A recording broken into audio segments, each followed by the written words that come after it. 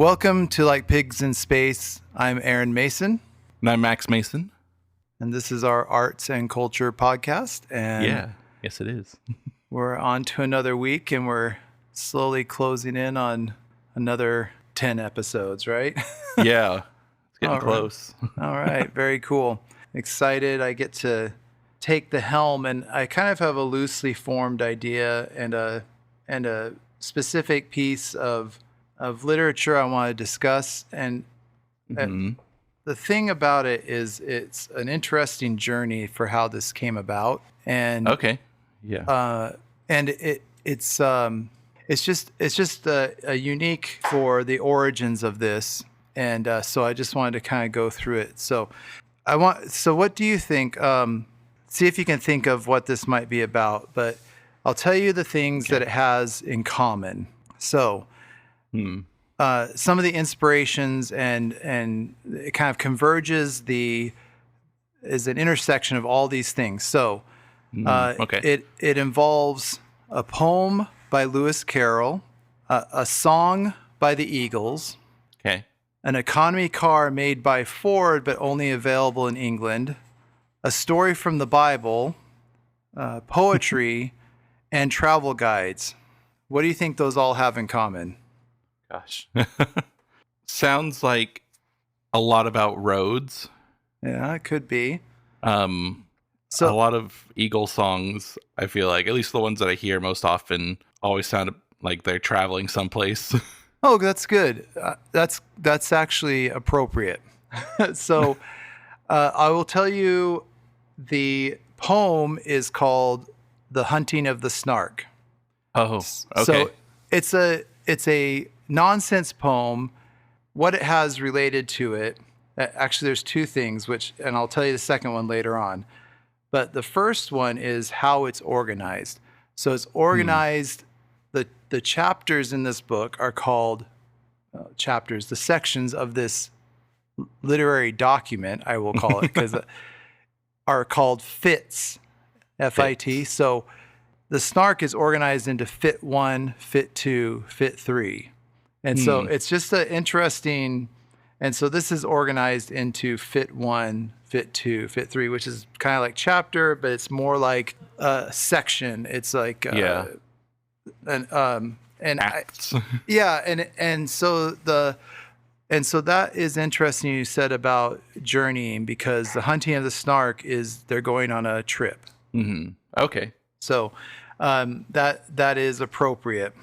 And after I kind of tell you all the rest of the bits here, I'll tell you the line from Hunting of the Snark that leads into this work. And so I'll pull that up. But cool. Yeah, it's called Fit the First is how the Hunting of the Snark. And this one starts Fit the First. That's okay. Okay. Okay. And then the song by the Eagles is called Journey of the Sorcerer. And if you've listened to Eagles music and then you listen to Journey of the Sorcerer, even though it's on a very, very popular album, it doesn't sound like the Eagles. It's a very, very unique song for the Eagles, but it is, and the reason it was picked for in relation to this work is because it's about kind of has that sense of traveling. Yeah. And I'll also explain kind of what's unique about this related to this work. So and that is on Oh no, I think you're going to say, I was going to ask what album it's on, but yeah, it's on One of These Nights. So that album has One of These Nights, which is a huge song, Lying Eyes, Take It to the Limit. It just has a lot of their big hits. Yeah. And so it was funny because when they were talking about using this song, people didn't realize when they were wondering, oh, what song is that? What song is that? Kind of related to this work, that they already had it. Like they already knew this song. It was already on an album they knew. It's just, it's hilarious. Because it is just it's a song that was maybe skipped over, but it was picked because it does have that traveling motif. Yeah. Cool. The car, I might have to skip the name of the car, but I don't know if you know the story that well. The story from the Bible that's related to this is the Tower of Babel. Okay. Yeah. Okay. So do you know what happened in that story? The people tried to build a tower to heaven, and Yeah. God changed all their language, or Yeah, you had it. Confounded the languages. confounded. Yeah. So that's where, in biblical history, is where all the languages originated. The different. So because Yeah. we could all speak the same language, so we could all figure out really easily how to be very disobedient together. Is kind of how that happened, and Yeah. and then poetry. It just there's a lot of mentions of different kinds of poetry in this book, which is kind of cool, and then travel guides. So you'll probably guess after this, but the name of the car is called a prefect. Oh, okay. Okay. Gotcha. And the travel guide that inspired this was our travel guides about hitchhiking. So Yeah. So I get where you're going. Yeah, and I'll so let you say it. I'll get there, but one more clue is that in The Hunting of the Snark, which I thought was really interesting, is that one of the lines in it as they're setting up their journey is, let me see if I can get to it. Oh, where I just read it. So they're showing up, they're getting ready, and it says, and they're introducing everybody, and there's a beaver who paced the deck or would sit making lace in the bow, and had often, the bellman said, saved them from wreck, though none of the sailors knew how. There was one who was famed for the number of things he forgot when he entered the ship, his umbrella, his watch, all his jewels and rings, and the clothes he had brought for the trip. He had 42 boxes he carefully packed. Yeah. But they left them all behind. Wow. So I thought that was interesting that it was organized that way. So what you're probably thinking I'm going to talk about is the Hitchhiker's Guide to the Galaxy. What's interesting is that the book, Hitchhiker's Guide to the Galaxy, is not the first Hitchhiker's Guide to the Galaxy. That is not how it started. How it started was as a radio script.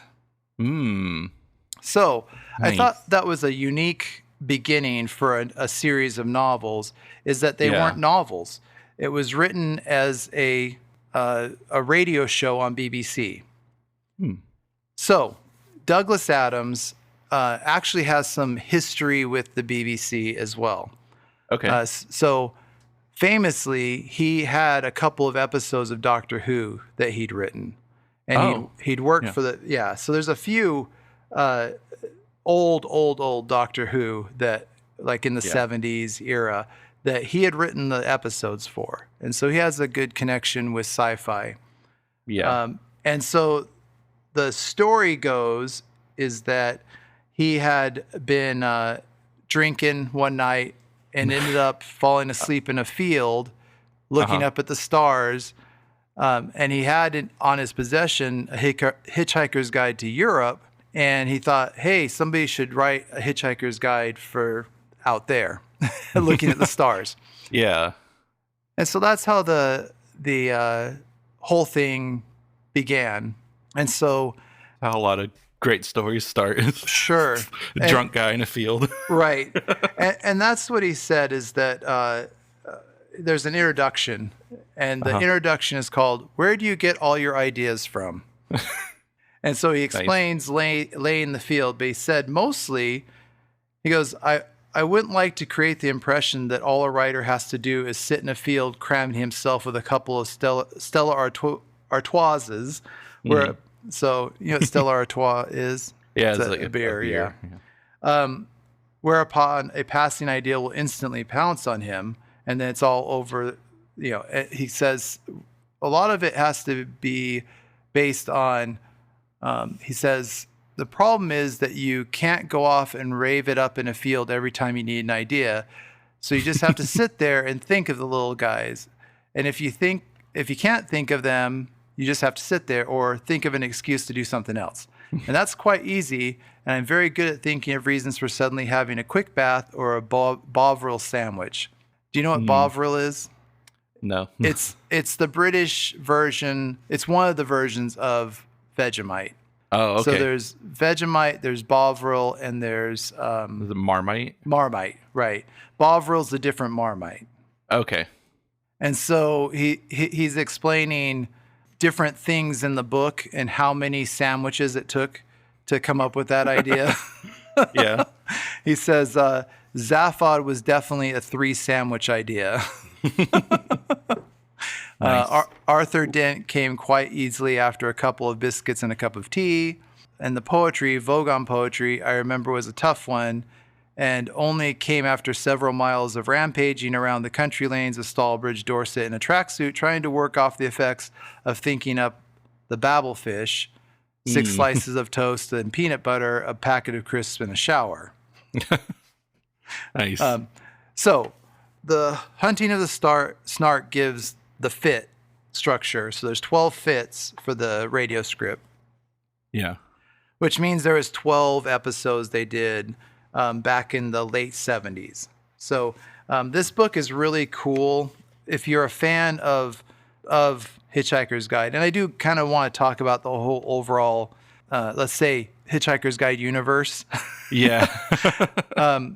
So if you're a big fan, this gives all the different characters, and it gives a lot of the same background because it has a narrator, so it does a lot. It's almost like the book, but it also gives a lot of background about the special effects and and then at the end of each chapter is each fit is a breakdown. Let me try and get to it because I lost a bookmark. There's footnotes for different characters, why this was done this way. So this the first series of 6. So this represents 2 series, I think. But the first series of 6 programs was transmitted for the first time starting on 8th of March, 1978. Wow. Okay, and he had some the radio dramas have been going for years and years and years. Right. With the thing he said that was interesting about when he showed up to do this was that he wanted to make it much more like a rock concert, meaning a lot of consideration for how special the sounds were, how they would come across. They had very distinct ideas for how different things were. What's also interesting is there is not a ton of difference. So there's the radio scripts, there was the books, there was a BBC television series. Yeah.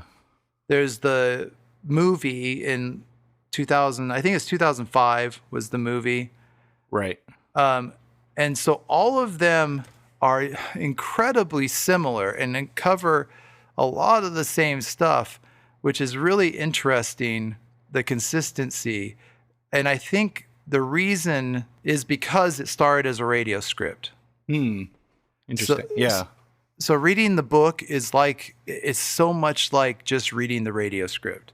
Yeah. Like I got this book after I'd read a bunch of Hitchhiker's Guide, a bunch of the different books, and it's all the same. Like the beginning's the same lines, the same quotes. It was just, and so it was already set up to perform. Yeah. So I think if somebody hasn't read Hitchhiker's Guide to the Galaxy, let me just set up the beginning, because I think the beginning is the best thing to understand the context of the rest of it. So we've covered the structure, the song, which is really interesting. So he found the song, he went through a bunch of them, but they knew it was a sci-fi and space thing, but they picked an Eagles song, and Eagles are, if anything, you'd picture the Eagles doing a Western. Yeah. Or maybe a rock and roll like road trip. And that song has a banjo in it. So. Okay. Yeah. Yeah. So It has a very epic, like more fantasy. Like it is called Journey of the Sorcerer. It has a more fantasy feel to it, but also a banjo. And Yeah. so it does feel like a road trip, right? It's a journey. It really does feel like a journey. So it does have that. He wanted, so it has kind of a spacey, weird sound to it, like this epic, there's like a Yeah. little floating to it, but then it has a banjo pop in. And so it's I think amazing. Yeah. yeah. I think I remember when you first got me a banjo. I think I learned Oh, that little theme because yeah. it's in the movie like a little after the beginning. Right. That banjo part because it seemed easy enough. Exactly. And that's the thing too. That song, radio scripts, the TV series, and the movie all use that. Like it is synonymous with Hitchhiker's Guide. Yeah. Right? That Wow. song is tied to it now. Like if the movie had been done in 2005 without that bit in it, Hmm. I think there might have been some rebellion. Like if they had tried to pick some new thing, so it's so identified with it. So Yeah. that's the interesting thing. There's a little bit more explanation about the next one that isn't necessarily, I don't think it's in here. I thought you were gonna go with the opening line. That's in the beginning, God created the universe. Right. Or like Right. this is widely seen as a bad move. Yes. Yeah. It's so, it's so funny that where does that come in? Because it just says it starts with. I don't think it's in the first book. It's not. It's I think it's in a next scene or something. The first part is this is the story of the Hitchhiker's Guide to the Galaxy, which is how the movie starts. The newer movie even uses that. Yeah. But it is interesting. It says this line. It says to tell the story of the book, it is best to tell the story of some of the minds behind it. A human from the planet Earth was one of them. Though, and this is the line. So the thing about Douglas Adams is he has these metaphors and similes that are epically brilliant because they're so able to define the idea that he's trying to get across. And you're just like, how brilliant is that? So Yeah. here's the first one. A human from the planet Earth was one of them, though as our story opens, he no more knows his destiny than a tea leaf knows the history of the East India Company. Yeah. Like how better to say completely unaware about. Yeah. But also like completely important to the Yeah. whole thing. Yeah. The tea leaves are why the East India Company existed. Arthur Dent is why this whole thing happened. And Yeah. and it does become incredibly crucial. And not to give it's been around long enough. I'm not going to have any spoiler alerts that go read it, but even a spoiler alert, this book, even if you know the whole story, Yeah. it's still so incredibly pleasant and entertaining to read that it doesn't matter if you know the whole story. Like there's no big things, but Arthur Dent is critical for reasons of how the Earth came to be and for his role in it. So, and then the parallels of the story. So this story is set up with he is sitting in front of his house, and they're about to put a bypass through his house, and he's sitting in front of a bulldozer and trying to stop it. And so his home, his personal home, is about to be destroyed. Right. So that's how it starts. And it's funny because the guy says, well, you could have seen the plans. They were on display. And he says, then when Arthur says, well, they were on display in the bottom of a locked filing cabinet stuck in a disused laboratory with a sign on the door saying, beware of the leopard. So, Yeah. not something you'd go out of your way to see and weren't really public about it. And then the guy that's the foreman who's trying to do it says, again, just the way that this is said, I think it's very British in a way because he says, have you any idea how much damage that bulldozer would suffer if I just let it roll over you? Says, how much? None at all. And then it goes on to say, by a strange coincidence, none at all is exactly how much suspicion that the ape descendant Arthur Dent had that one of his closest friends was not descended from an ape, but was in fact from a small planet somewhere in the vicinity of Betelgeuse. So that is Ford Prefect, who is his traveling companion. And I don't know if it explains it here, but it explains how Ford got his name.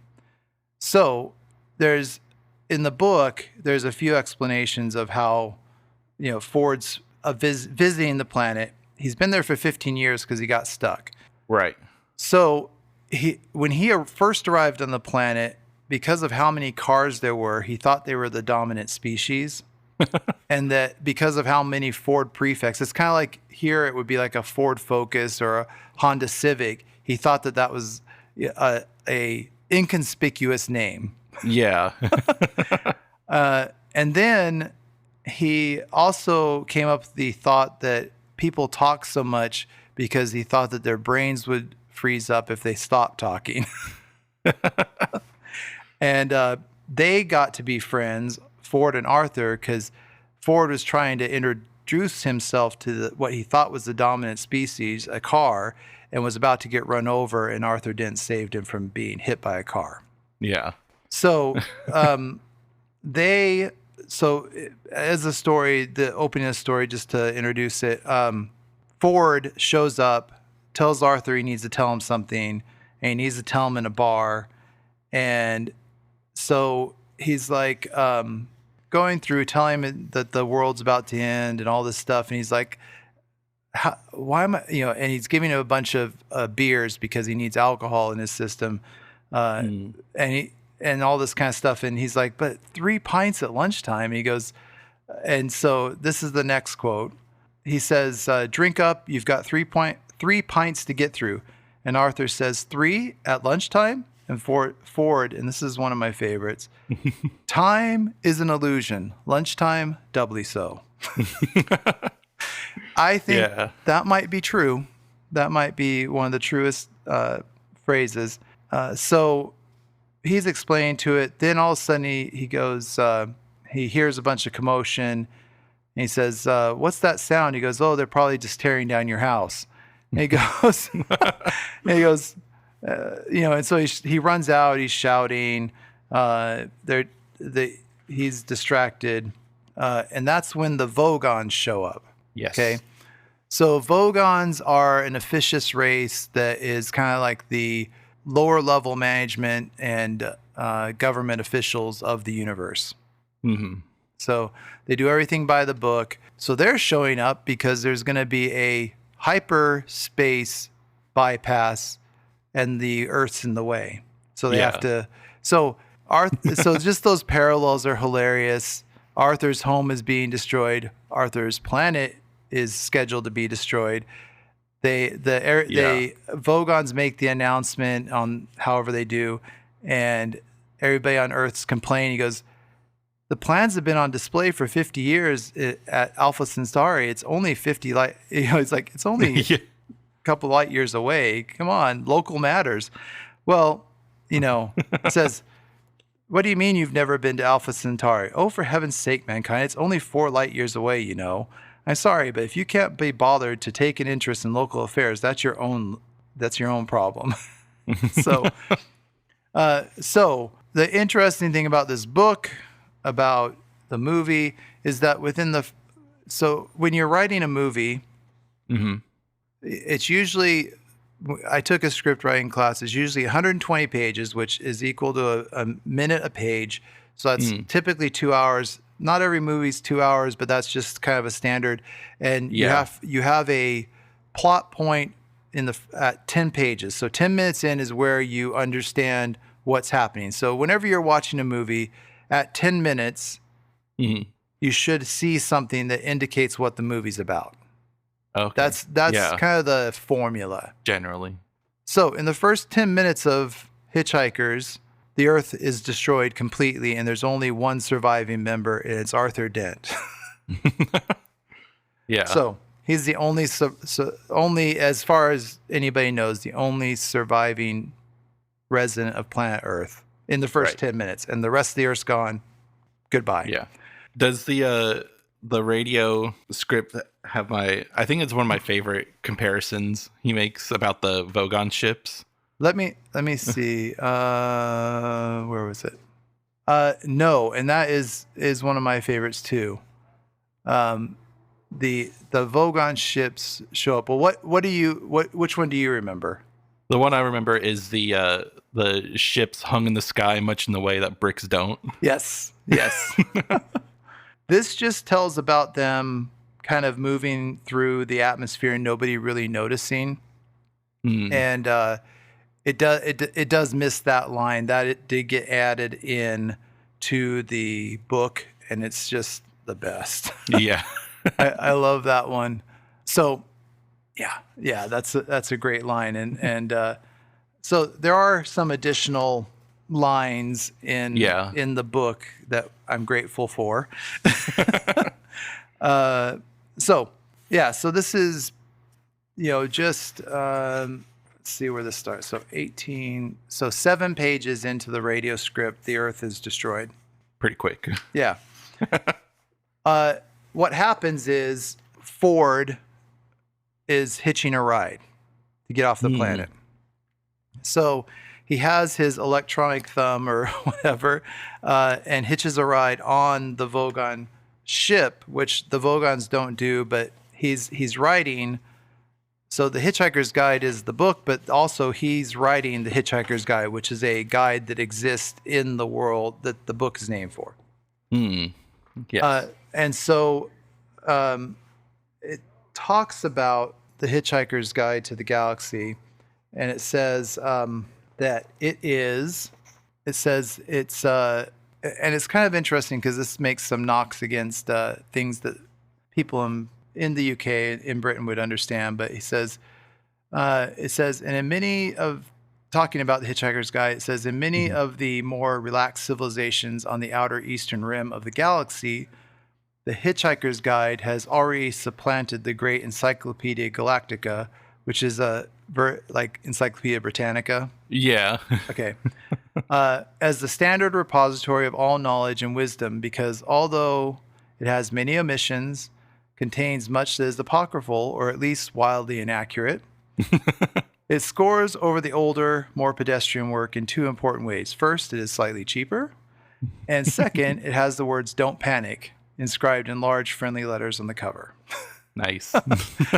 So Ford is there to write about the Earth, and because the entry originally said "harmless," and it was a 1-word entry.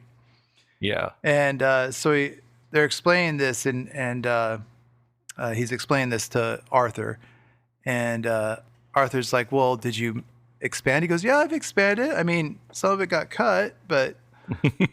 So he gives him the guide so he can look up things like they're on a Vogon constructor fleet or ship. And so he gives him the book. He looks it up. And it's just what's interesting is that this is basically Douglas Adams basically came up with what we all have right now. Like his vision of what the Hitchhiker's Guide to the Galaxy, he says it's sort of an electronic book. They'll tell you anything you want to know. This is what we all have right now. Like he saw this in the 70s and thought of it before it really existed. And and so we all live with the Hitchhiker's Guide to the Galaxy essentially in our pocket, because it does contain much that is apocryphal or wildly inaccurate on the internet. But it is cheaper than going to an encyclopedia. And my computer for work, I have "Don't Panic" on it, just because when I'm talking to people, I'm like, I'm here from compliance, but don't panic. We'll get through it. But Arthur says, "I like the cover. Don't panic. It's the first helpful or intelligible thing anybody's said to me all day." So he looks up Vogon constructor fleets, and then he looks up, they're like, "Well, how do we get a lift?" Because they said they don't like hitchhikers. And he says, "Well, we hitchhiked with the Dintrasi, who are the cooks on the ship, but And so he was expanding the guide to include that you can hitchhike off of a Vogon ship because the Dintrasi like to annoy the Vogons by allowing hitchhikers on. Yeah. So, and then he says, "Did you expand it?" And he goes, "Yeah, I did." And so he looks it up, and now the entry says, "Mostly harmless." And he's like, and so Arthur had a fit about it. He goes, "That's pretty good for a planet that just got destroyed." Yeah. So, nice.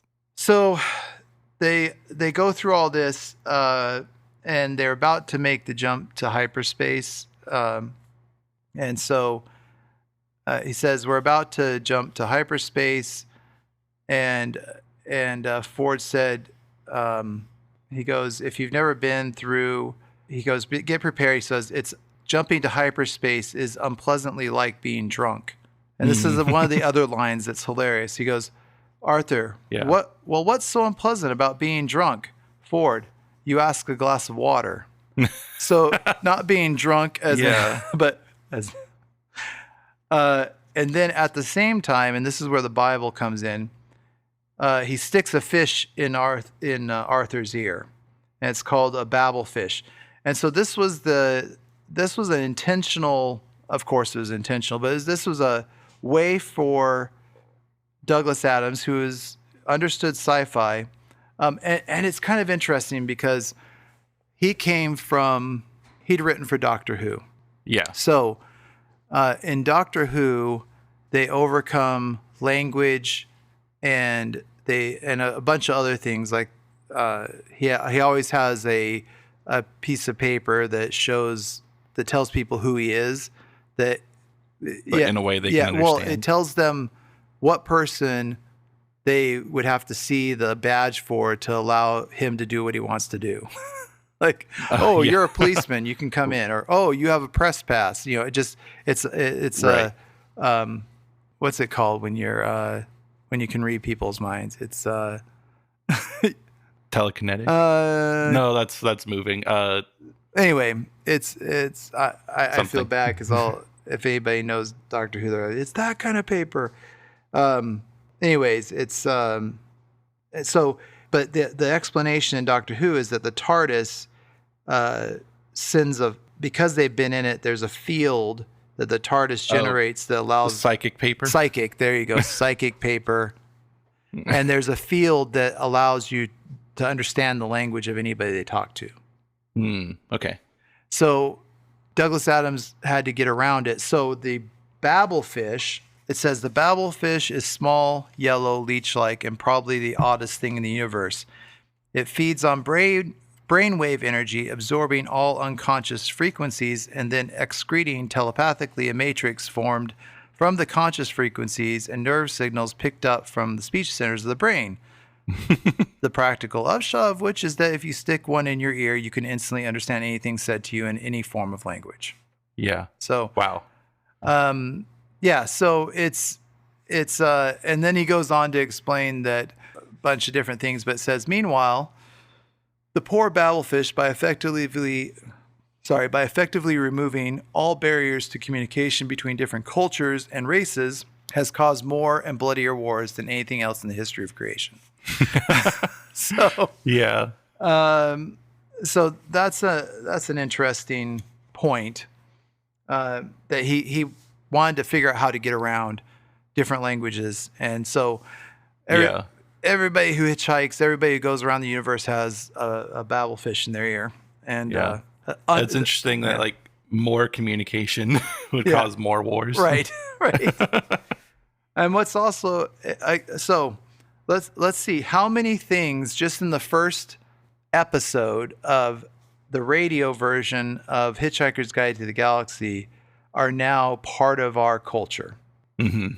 That probably nobody. So we have the tablet. Yeah.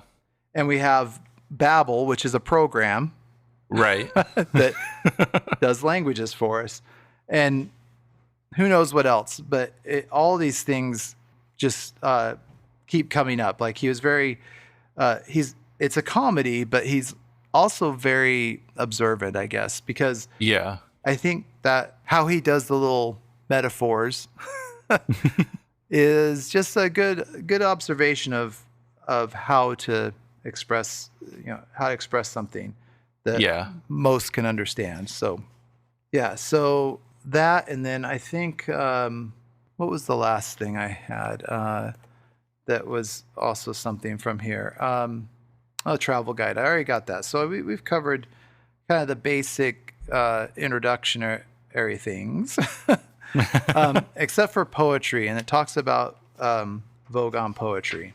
Yes. And this section on poetry is this is the narrator talking, and it's funny to think that poetry could be as bad as what this talks about, and I think it's worth hearing or reading through this. But it says Vogue on poetry is, of course, the third worst in the universe. The second worst is that of the Asgos of Krea. During a recitation by their poet master Grunthos the Flatulent of his poem Ode to a Small Lump of Green Putty I Found in My Armpit One Midsummer Morning, 4 of his audience died of internal hemorrhaging, and the president of the Mid-Galactic Arts Nobbling Council survived by gnawing one of his own legs off. Wow. Grunthos is reported to have been disappointed by the poem's reception and was about to embark on a reading of his 12-book epic entitled My Favorite Bath Time Gurgles when his own major intestine, in a desperate attempt to save humanity, leapt straight up through his neck and throttled his brain. Wow. That's just, I mean, if I could write something that created that kind of reaction even close, man, can you imagine? Yeah, right. He says that the worst poetry of all perished along with its creator during the destruction of the planet Earth. And he has a name. Apparently, he named somebody specific that was maybe a real person. Yeah. And it's been removed. Okay. Very mean. But yes. So that is kind of how the whole thing begins. So that's the first fit? Yeah, that's the first fit. The second one is that Arthur Dent and Ford and Arthur get shot into the vacuum of space. Is how, like, they're waiting to be thrown off the ship. Yeah. And so they're taken to a airlock. Yeah, that's it. Sorry. I don't have all of my my sci-fi terms locked in my head today, I guess. Oh, it's okay. Yes, airlock. And the guards take it. It's really interesting how they interact. I always kind of want to be like Ford because he just goes with it. And I do try and travel that way. I try and go with the flow and let things happen and everything. So another quote is that they're about to be thrust out into the vacuum of space where they have 30 seconds. And so it's like, hold your breath and everything. Yeah. And it's very unlikely they'll be rescued. So this is another favorite line. Arthur says, "I don't want to die now. I've still got a headache. I don't want to go to heaven with a headache. I'd be all cross and I wouldn't enjoy it." Yeah.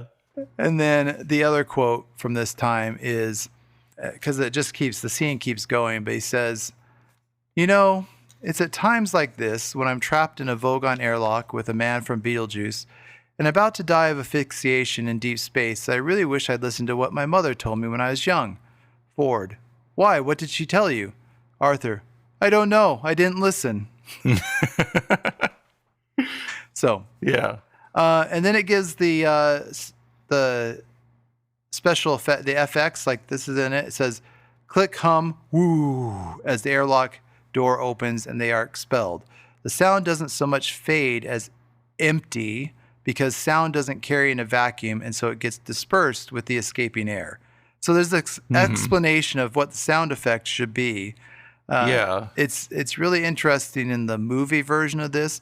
You hear all this grinding and clicking and gears and everything, and you're waiting for this door in front of them to open up, and all of a sudden it's just, and the door below them opens up and they just fall. Yeah. But it does just go. Yeah. There's no like. There's no noise or anything. Yeah, they just get sucked out. So, do they die?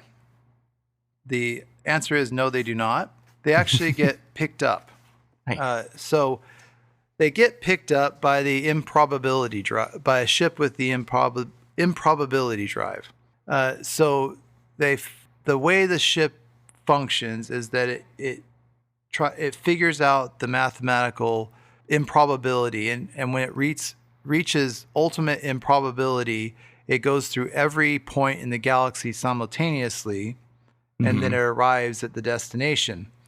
So different explanations of this first scene are the probability of them, and different ones have been added over the years. But oh no, this is here. It says it says the probability of them being picked up in the 30 seconds they were in space is a certain number, and it shows the number.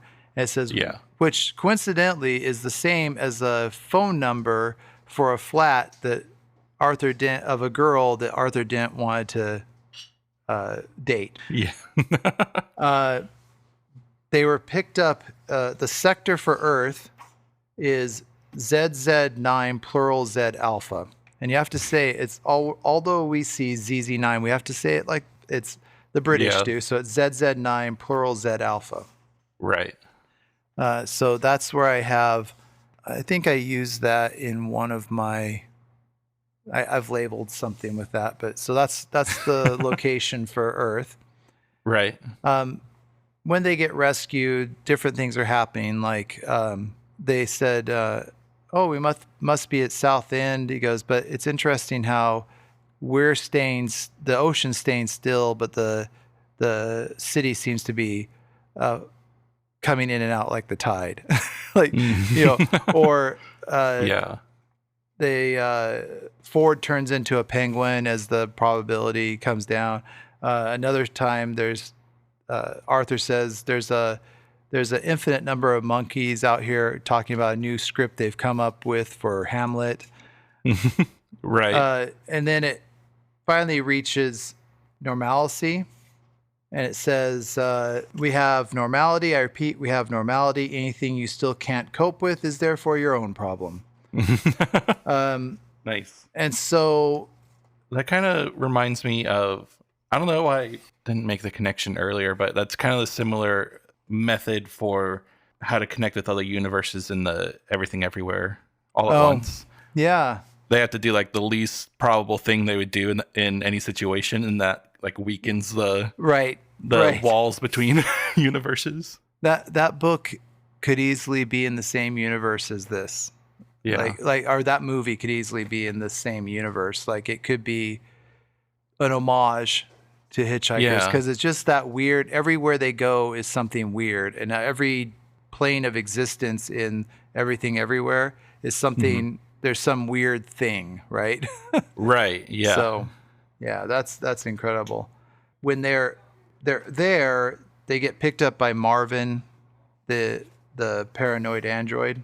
Yeah. He was only supposed to be in it for like this one scene, but they liked him so much he got written into the rest of the story because he's just depressed.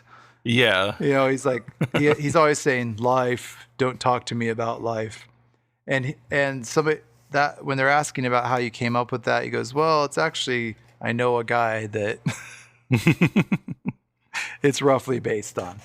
Nice. So that's interesting. And then what happened, why they were picked up at the ultimate improbability is that they were picked up within 30 seconds. They were picked up in the area of Earth. Ford is related to Zaphod, who stole the ship. And then on the ship is Trillian, who was Trisha McMillan, who was the girl that Arthur was interested in at a party, but Zaphod came and took her away from that party.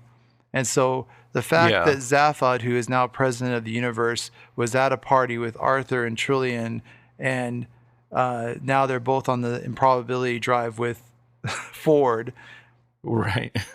Ultimate improbability, right? Right.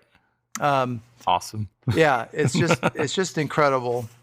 And so that's what's happened. But then also within the second one, let's see. So by the third episode, we discover that they're heading for a planet called Magarathea. Oh, okay, yeah. And that the Earth was created by the Magarathians, who are a race of people who make custom planets. Nice. Which just is and that the Earth was created to the specifications by a computer to run a program to figure out what the question is to life, the universe, and everything. Yeah. Because we already know the answer. The computer, called Deep Thought, ran a 7 million year program that came up with the answer, which is 42. Yeah. He designed the Earth to run a 10 million year program to figure out what the question was. Nice.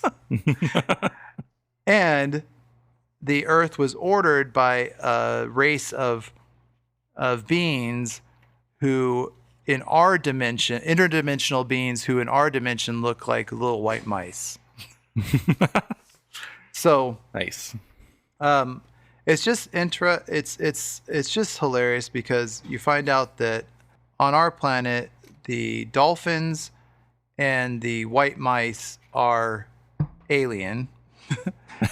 And in the beginning of the book, we find out that humans are the third most intelligent creatures on the planet, and that dolphins are the second, and the mice are the first.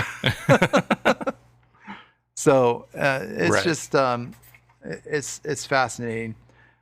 Some of the highlights, because there's too much to go through in the whole book, but just begin with the radio scripts. They're great. The highlight is there's lots of music associated with it. A lot of interesting interactions with different races and just there's a catalog of things. And so I'm going to give some highlights just to encourage people to read it. So when they come to Magrathea, there's a alarm system that gets triggered, and 2 nuclear missiles get shot at their ship. And in order to escape, they trigger the improbability drive, and the missiles turn into a blue whale and a bowl of petunias. And one of the hilarious things is the blue whale's thought process, where he's thinking about suddenly coming to existence in his thought process, right? So that's hilarious. The petunias, and this is a really interesting thing, the petunias, they come into existence and their thought process is, oh no, not again. We find out later on that there is an infinitely reincarnated being that he keeps being reincarnated, and that Arthur Dent has unknowingly killed this person thousands of times. Oh, okay. Only this guy knows that. And so he got reincarnated into a bowl of petunias.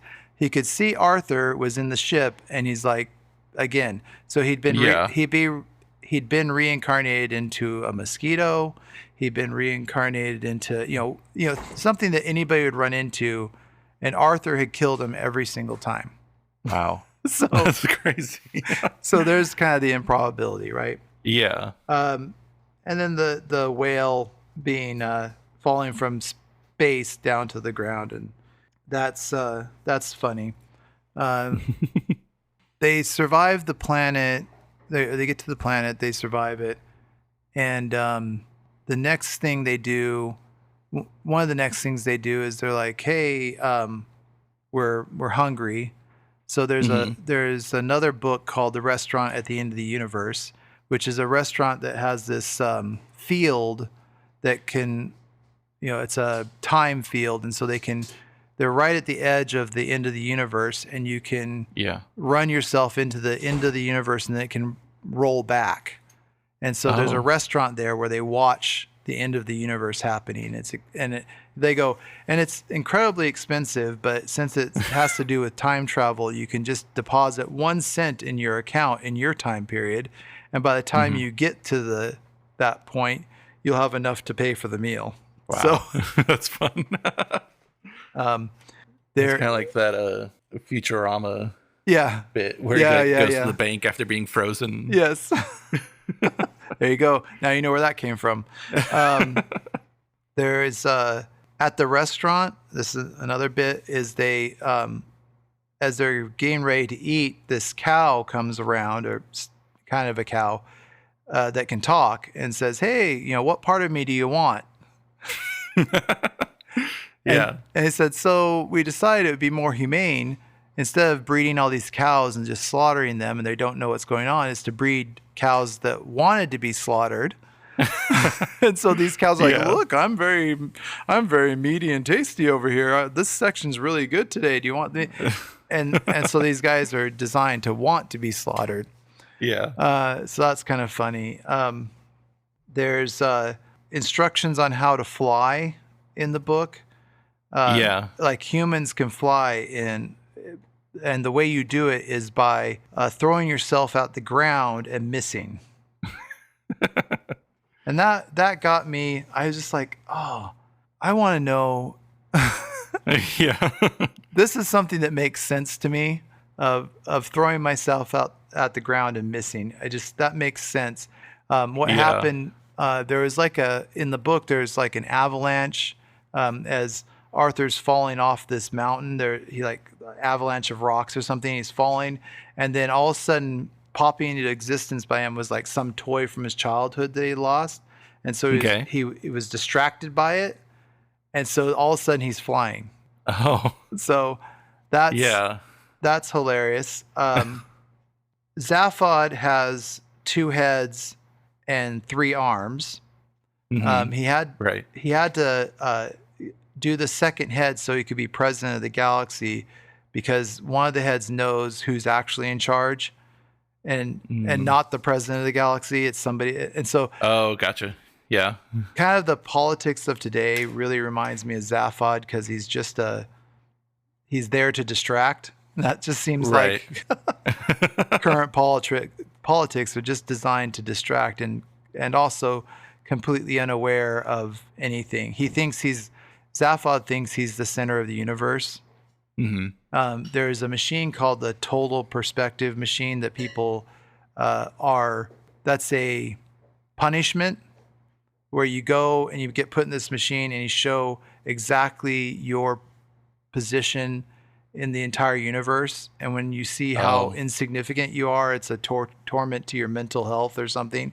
yeah. Um, in the novel, Zaphod gets put into it for punishment, and he comes out because it tells him he's the center of the universe. Oh. So, so he Nice. survives it. There's also a thing that tells there's a story about this planet called Cricket, spelled with a K. And Hmm. so the rest of the universe thinks that the Earth is very tactless for naming a game called Cricket, Oh, because okay. the people of Cricket were unique in that they had lived the entirety of their life never looking up.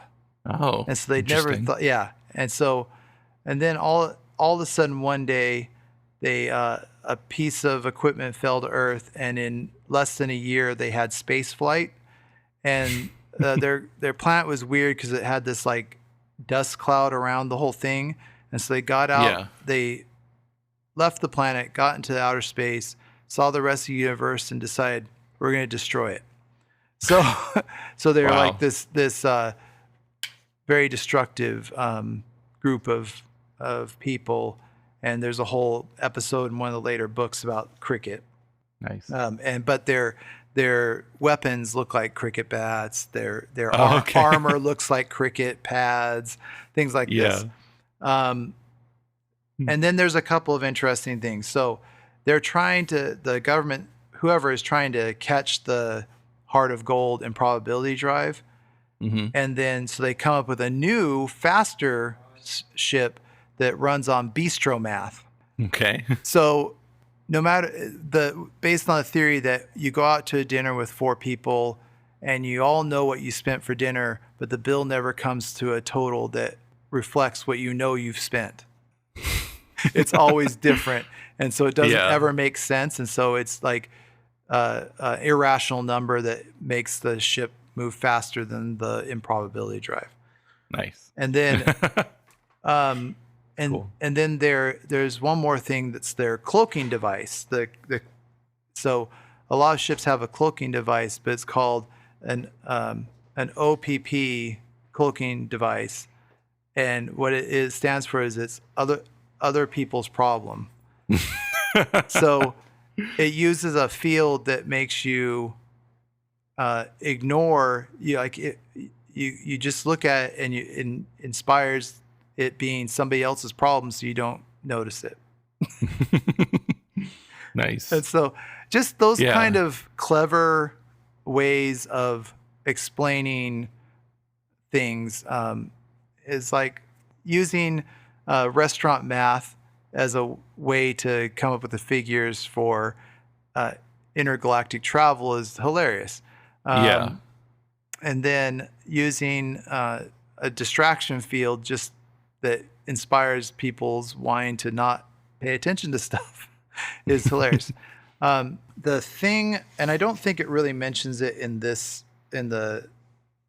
here, is the thing that is in the book that is also very important is a towel. And I think that is one of my favorite quotes, and I just want to make sure that I include that because, and I do want you to know, in my lap is my towel. I do take a towel with me everywhere I go now. And this is why. A towel, the Hitchhiker's Guide says, is about the most massively useful thing an interstellar hitchhiker can have. Partly it has great practical value. You can wrap it around you for warmth, or you can bound across the cold moon. You can wrap it around you for warmth. You can lie on it on the beach. You can sleep under it beneath the stars. You can use it to sail a mini raft down a slow, heavy river moth. Wet it for use in hand-to-hand combat. Wrap it around your head to ward off noxious fumes or avoid the gaze of the ravenous bug bladder beast of trawl. It says, which is such a mind-bogglingly stupid animal. It assumes that if you can't see it, it can't see you. Nice. You can wave your towel around for emergencies, and of course, you can dry yourself with it. It also says that, more importantly, a towel has immense psychological value. For some reason, if a strag, meaning non-hitchhiker, discovers that a hitchhiker has his towel with him, he will automatically assume that he is also in possession of his toothbrush, flannel, soap, tin of biscuits, flask, compass, map, ball of string, etc. Furthermore, the strag will then happily lend the hitchhiker any of those or a dozen other items that the hitchhiker might accidentally have lost. What the strag will think is that any man who can hitchhike the length and breadth of the galaxy, rough it, slum it, struggle against terrible odds, win through, and still know where his towel is clearly a man to be reckoned with. Yeah. And thus, a compliment in the Hitchhiker's Guide is, I would say, Max really knows where his towel is. And that's a compliment. So, that is a wholly unique and interesting origin for a series of novels, that it was first a radio program.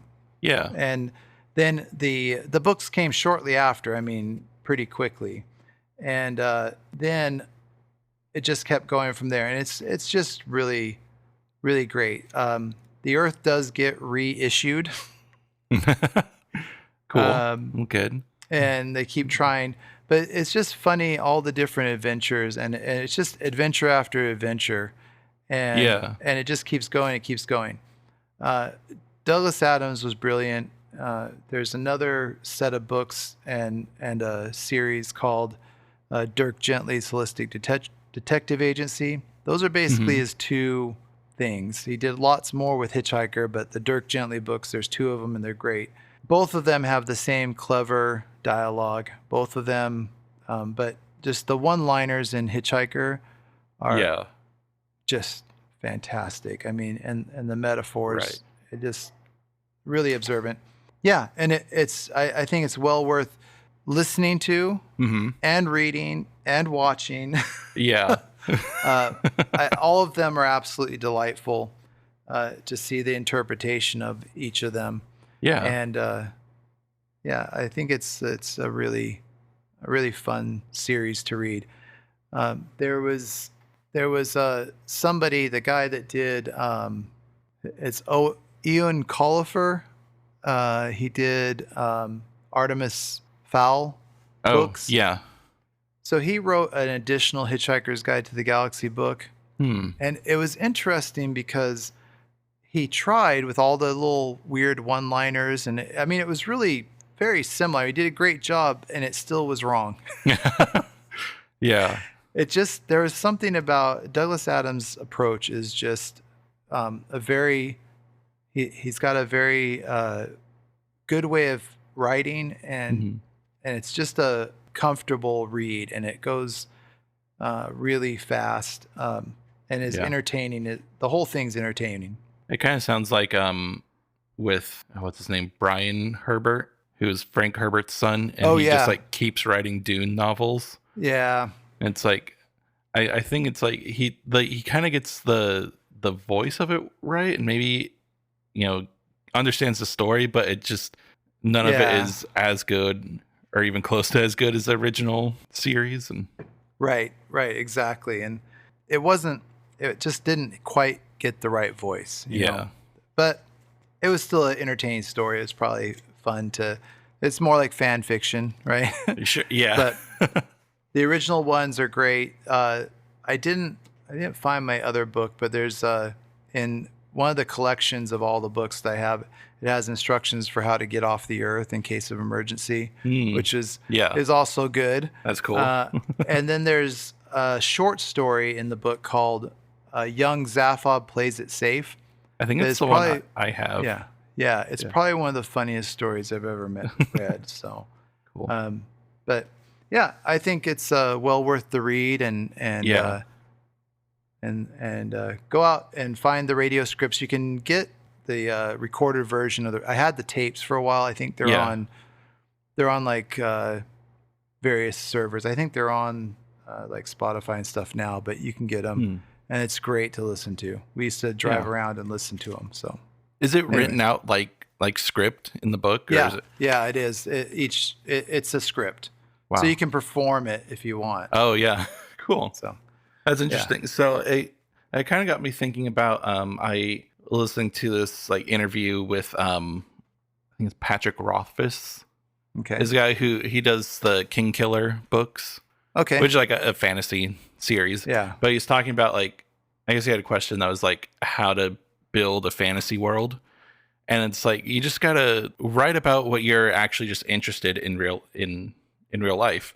So he kind of talked about like Tolkien he was very interested in music and yeah. poetry. So that's why there's a lot of music and poetry in Lord of the Rings, but there's not a lot of talk about like economy or anything. Right.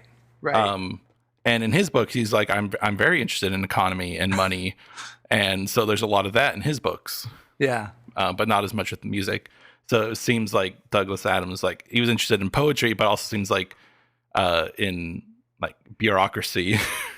he a was. way. I mean, he was British and worked with the BBC, so he dealt with bureaucracy. I think most of this was a bash against the BBC. Yeah. And kings and stuff. And he was also interested in music. And Yeah, you right. can tell, right? So it's one of the coolest, undeniably cool books that's out there, and it has a lot of fans, I know. But it's a really great series. Yeah. So Awesome. yeah, there's my origins of the Hitchhiker's Guide to the Galaxy. Nice. There you go. Very cool. Yeah. All So right. that is what I have, and thanks for letting me jabber on about it, Of and course. I was guess fun. I'm yeah. glad to share that with you. This is Awesome. more like you doing the trench episode. It was already something we loved. So Right. Yeah. I already know. yeah, I don't know but- as much about later books, but I've Yeah. seen that movie a lot. Yeah. Good. I remember So- finding out that the guy who played Ford is Mos Def. Yeah. And he was a rapper before this, like a very Right. prolific right. and important rapper. Yeah. He was great he did a great job Yeah. too. So, but I guess we can end with just remember where your towel is, Yes. and be safe out there Sounds good. as you hitchhike across the galaxy. So, and Awesome. good talking to you, Max. Yeah. Have a great week, and Thank you. And thanks to everyone for listening. Yeah. Thanks, everyone. All right. Take care. Talk to you later. All right. Bye.